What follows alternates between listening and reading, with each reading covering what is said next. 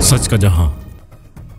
Korangi number 1 Medina मस्जिद के बाहर नमाज जुमा के दौरान एक चोर शहरी की मोटरसाइकिल लेकर फरार हो गया। वाकई की सीसीटीवी फुटेज हासिल कर ली गई जिसमें चोर को आसानी से मोटरसाइकिल चोरी करते देखा जा सकता है। इलाका मकीनों का कहना है कि ये पहला वाकया नहीं बल्कि गुज़िश्ता 3 जुम्मों से मुसलसल मस्जिद के बाहर से मोटरसाइकिलें चोरी की जा रही हैं। मकीनों ने पुलिस की गैर फालियत पर शदीद तनकीद करते हुए कहा कि ज़मान टाउन पुलिस सिर्फ मखसूस मकासद के लिए इलाके में आती है और आवाम की हिफाजत को नजरअंदाज कर रही है। मजीद बरां कुरंगी नंबर 1 व एरिया के अतराफ नशे के आदी अफराद ने रिहायशियों के सुकून को बर्बाद कर रखा है जिस पर भी पुलिस की जानिब से कोई कार्रवाई नहीं की जा रही। इलाका मकीनों ने बताया कि मौजूदा SHO के तकर्रुर के बाद इलाके में पुलिस गश्त मुकम्मल तौर पर बंद हो चुकी है, जबकि साबका SHO अतीकुर रहमान हर जुमा को पुलिस एहलकार तैनात करते थे ताकि शहरियों को तहफ़्फ़ुज़ फराहम किया जा सके।